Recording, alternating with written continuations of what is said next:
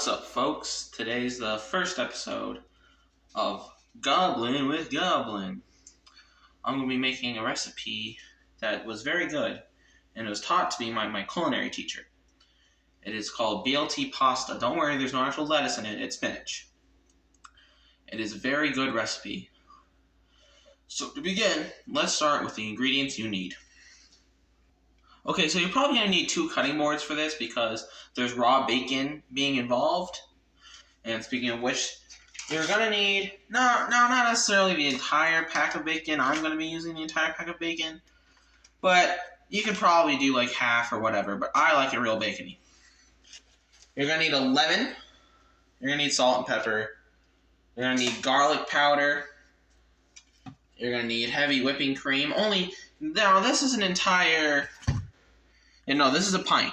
You're going to need a pint. You're going to need probably more like short noodles. You're not going to want like the long stringy ones like fettuccine or spaghetti or rigatoni. Like, rigatoni's fine.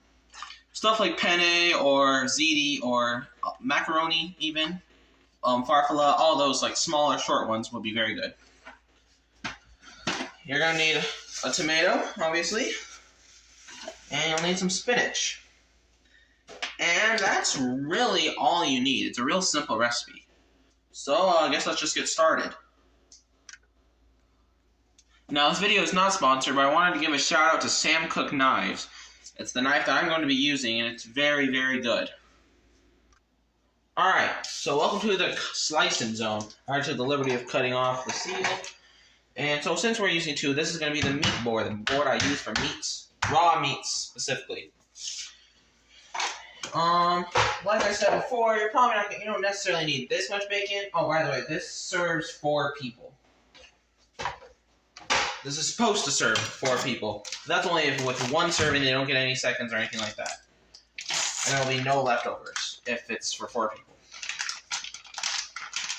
But it's a very great recipe. Now, I kind of eyeball everything just because I've made it so many times. So I don't remember the exact amount of bacon, but just, a lot. You need a lot of bacon. This is my very good knife. And so, what you're going to do is, since it's already pre-linked up, you kind of just have to just slice it down. Nothing too extraordinarily difficult. Now, I like bacon. Now, your board's not supposed to be slipping and sliding everywhere. That's just how I have it. Because I'm a real G. And I'm a gangster like that. I'm not scared of nobody, no how. See? And hey, this is kind of a weird question, but have y'all ever been on a train? Because I was on a train once. I was way back in the caboose. I want to say 69, I believe. And it was really fun. So I was just wondering, because I'm sure if you're European or whatever you have, but in America, we don't really do that. And it's not really that big of a deal. I mean, I'm not, like, upset that we don't, but we don't have as much public transport, especially in rural areas like where I live. So now you're going to need to wash this completely, because you don't want any of your raw bacon interacting with your vegetables. Now, one measurement I can definitely say to you is only 1 tomato. It gives it that nice acidic nature, and so will the lemon. But the tomato really just pops in your mouth. And it gives a very good flavor. Now I'm going to dice this. Now, I'm not professionally trained. I mean, I'm in the middle of training. But I'm not the greatest dicer there is. And I'm not a professional by any means. I just like sharing these videos because I think they're cool. And they're recipes I really enjoy.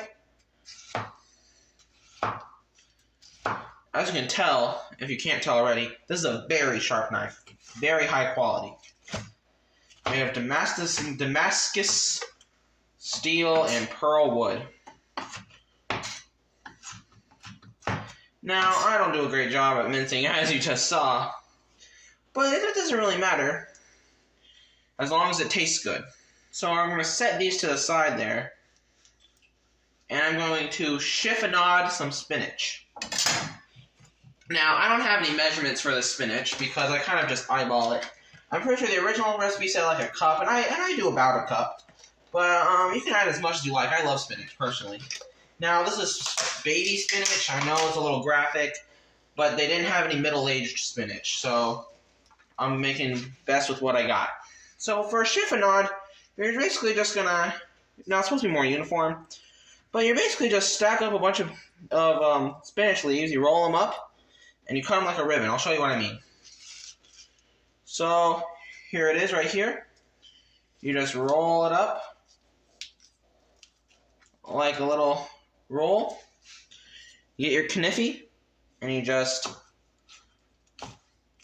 slice away, and you'll get these really excellent ribbons. So I'm going to do that real quick. I'm also just going to cut this lemon in half. I don't need to teach you guys. There's nothing really special about it. You just cut it in half. Alright, so now we have everything we need to slice. So let's get cooking. Now I know my camera situation isn't the greatest, but we'll have to make do. Now you're going to want to start with boiling the water very beginning. I didn't do that. But it's very important that you do. Because it takes forever otherwise if you don't do it. And I cannot stress this enough.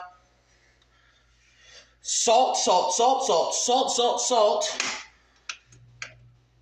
your water.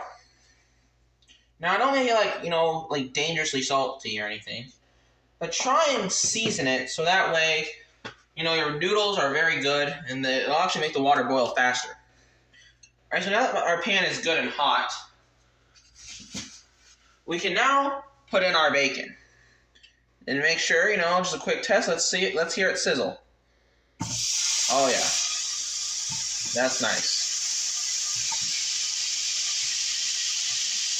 Now I know it's in solid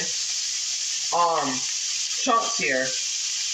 And I don't know if you can hear me well, because it's really sizzling.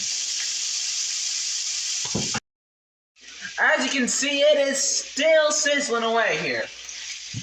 It takes a while, but as you can see, it definitely breaks down, each individual slice. So don't worry, you're not going to be ending up with like those huge chunks of bacon.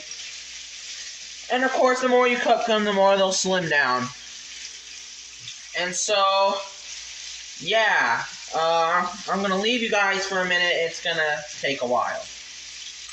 Also very important to leave something like this so when you strain the bacon and clean up that, you have a place to put the bacon. Now the bacon's going to go right back into the pan after it's all nice and sizzled. But it's still nice to put it here just to soak up any of that extra fat. And I wish I could soak up some extra fat. Am I right, ladies? Don't go baking my heart. Don't go baking my...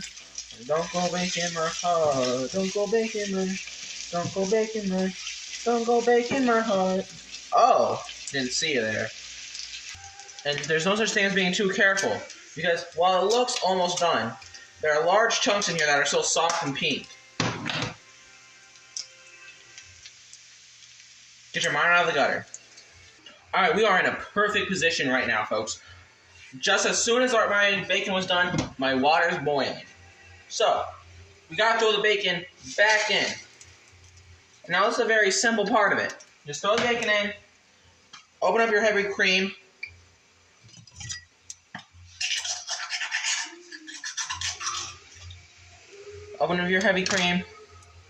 and just pour that bugger in. Now my pan's still hot, which isn't good, actually. Now don't be surprised by the large amount. Don't be alarmed. It'll all smooth down and thicken. Because at least for the 4 people serving,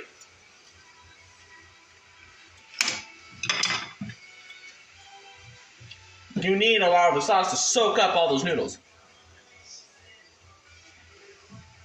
So as you can see, it's not turning orange, meaning I've mixed it I've wiped off all the grease very well.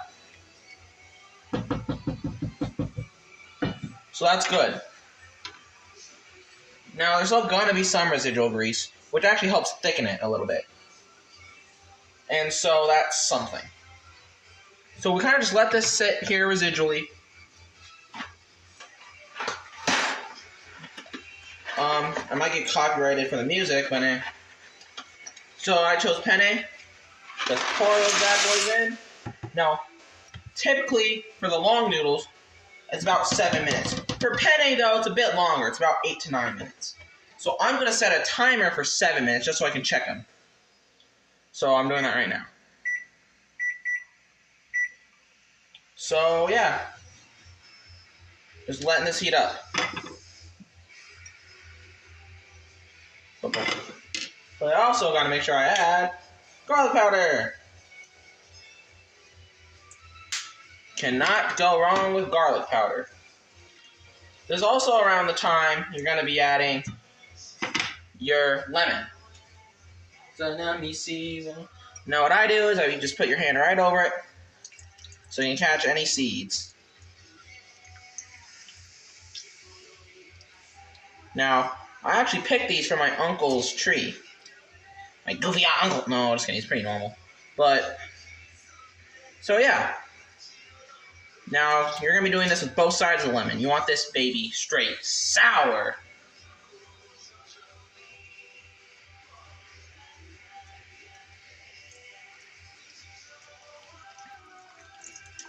Crazy, noisy lemon town.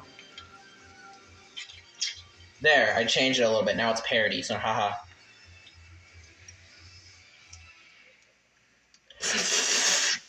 Oh, that's good lemon.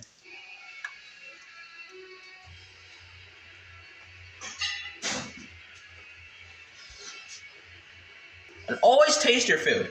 Because I found this actually, I think I might have added too much lemon. Which is fine. You can always offset it with more garlic powder, more salt, and more pepper. You can also skip all 3 of these ingredients with just lots of lemon pepper. Although I find it better to be able to control it yourself. To get that right ratio, that's for you. I also forgot to mention you should probably add cayenne pepper. Yeah, it's definitely going to need a little bit more time due to that little, I don't know if you can see it, but it's not fully cooked all the way.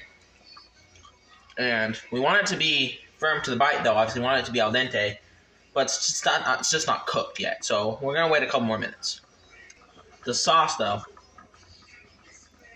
I feel I added a little bit too much lemon.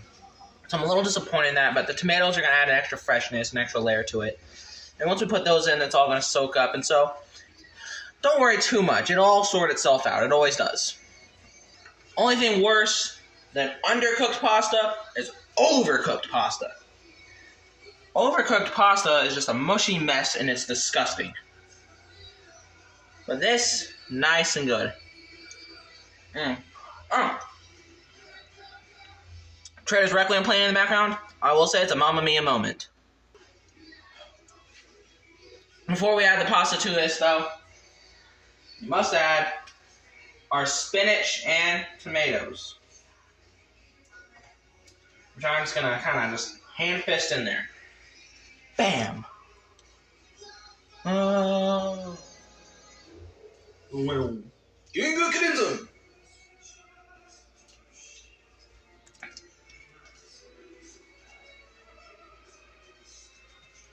Definitely add some color to it, for sure.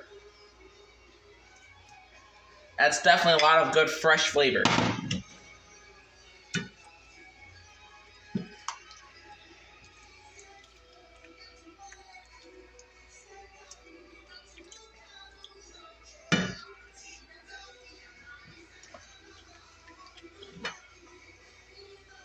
Now that's a good sauce looking. Now let's add in our nudes. These ones.